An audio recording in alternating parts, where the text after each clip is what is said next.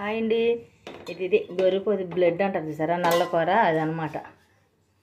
ఇప్పుడు దీన్ని ఎలా వండాలో చూపిస్తాను. ఇది దీంట్లో వాటర్ అండి. ఇది ఇలా గాలికి పెట్టుకుంటే దాంట్లో ఉన్న వాటర్ అంతా కిందకి దిగిపోద్ది. అదే మూత పెట్టామనుకోండి మొత్తం బ్లడ్ అంతా కరిగిపోద్ది. ఇప్పుడు దీన్ని కడిగేసుకుందాం మనం తీసుకుని. జోకులేదానమ్మా నిన్ను. ఇది మామూలుగా అయితే గడ్డిలో ఉడకబెడతారండి. గడ్డిలో ఉడకబెట్టేదాన్ని నేను కూడా అంతవరకు. ఇప్పుడు ఉప్పేసి పిసికి ఎలా ఉండాలో చూపిస్తాను. ఇలాగే బాగుంటుంది. ఉప్పేసి పిసుకుంటే మేము అంతకైతే గడ్డిలో ఉడకబెట్టేవాళ్ళం.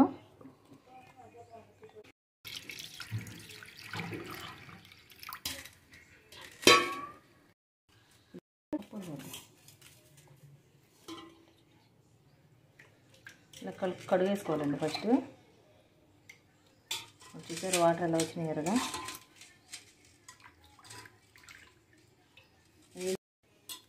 ఇది పైన ఇసుక అది లేకుండా శుభ్రంగా కడిగేసుకోవాలండి వాటర్లో. లేకపోతే వాళ్ళు ఎడపడ ఏగిల్లో తగిల్లో పూసేస్తారు కాబట్టి మనకి. ఆయిల్ పోసుకుని ఉల్లిపాయలు వేసుకోవాలండి. ఇట్లా ఆయిల్ పోసుకోమాకండి. అది బ్లడ్ చూసి మనం మోసపోతాం. ఎందుకంటే నూనె కంపు వచ్చేస్తుంది అనమాట సాయంత్రానికి కూర.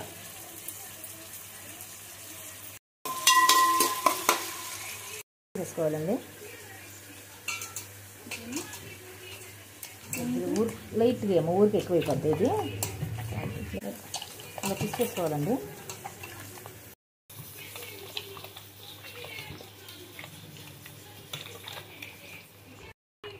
ఇలా బిస్కెట్ తీసుకుంటే సరిపోద్దండి. మనం వేపుకునేప్పుడు ముక్కలు చేసుకోవచ్చు. అయితే చాలండి. ఇప్పుడు కొద్దిగా అల్లం వెల్లుల్లి పేస్ట్ వేసేసుకున్నాం. జీలకర్ర అల్లం వెల్లుల్లి మిగతా ఏమి వేయక్కర్లేదండి. వేసేసుకోవడానండి. దీంట్లో జాగ్రత్తగా తిప్పేసుకోవాలండి. ఎందుకంటే బ్లడ్ కొద్దిగా వాటర్ మనం కలిపి కరుగుద్ది కదా, అది అంటుకుపోద్ది అన్నమాట. ఇదిగోండి ఏగినాకిలాగా వస్తుంది అనమాట. మూత పెట్టుకుంటే చక్కగా నిదానంగా మగ్గిపోద్ది.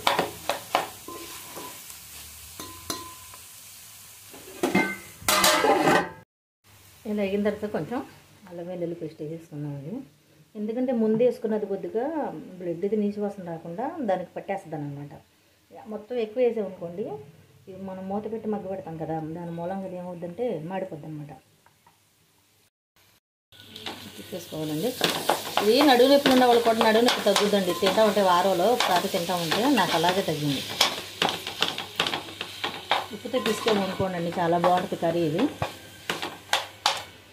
అంటే కొంచెం కొద్దిగానే వేసుకోండి, ఫ్లేవర్ బాగుంటుంది. నా దగ్గర ఉంది, నేను వేసుకుంటున్నాను. అది ఆప్షనల్ మాత్రమే, లేకపోతేనే చాలా బాగుంటాయి. అంటే కొంచెం స్మెల్కి టేస్ట్ డిఫరెంట్ పడుతుందని చెప్పి వేస్తుంది. కొద్దిగా మనం పిసికేటప్పుడు మొత్తం బ్లడ్ అంతా మనం నలగదండి. ఇలా ఉడికిన తర్వాత ఇలా ఇట్లా చిదుపుకుంటే చక్క పెద్ద పెద్ద ముక్కలన్నీ చిన్న చిన్నగా అవుతాయి అన్నమాట. ఏం కాదు కాబట్టి చిన్న చిన్నగా అయిన దాంట్లో ఉప్పు కారం అల్లం అదంతా పట్టుతుంది కదా, టేస్ట్గా ఉంటుంది. కొత్తిమీర వేసేసుకున్నాం, కారం వేసుకున్నాం, పసుపు కావాలంటే వేసుకుంటాం, లేకపోతే లేదండి. నేను అయినా కొంచెం వేసుకుంటా, నాకు అలవాటు కదా పసుపు వేయటం. ఇది వేగిపోయిందండి. దీంట్లో కొంచెం కొత్తిమీర వేసి మసాలా వేద్దాం. చపాతీ వేసేసుకున్నాం. గబుక్కుని చపాతీ వేసేప్పుడు ఏర్పడింది. మసాలా వేసుకున్నాం, అయిపోయిందండి. మసాలా వేసుకుందాం. కొంచెం కొత్తిమీర వేసుకుందాం. కొంచెం కొత్తిమీర వేసుకున్నాం. ఇంకోటి వేసిన గడ్డిగా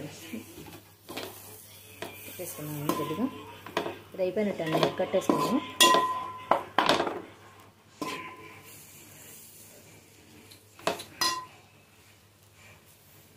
నచ్చినట్టు సబ్స్క్రైబ్ చేయండి.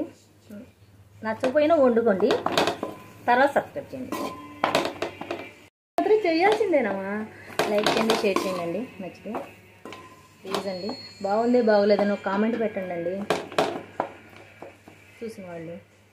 మీకు ఏమన్నా కావాలంటే తెలియని వండాలంటే కొద్ది కామెంట్లు చెప్పండి, నేను చేస్తాను. ఒకరు కూడా చేయట్లేదండి, నేను అడుగుతున్నాను కానీ.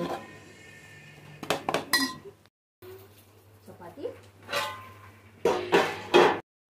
కర్రీ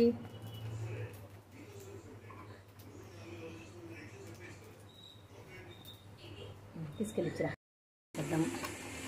ఇది అయిపోయిందండి, గిన్నెలో తీసేద్దాం. ఇలా తీసేసుకున్నామండి. పైపైన కొత్తిమీర వేసుకోవడమే కొన్ని షో కోసం అనమాట. తింటే చాలా టేస్ట్గా ఉంటుందండి. నేను చపాతీలాగా చేశాను. ఇద్దరు పోయింది అంతే. మీరు కూడా చేసుకోండి. బాయ్.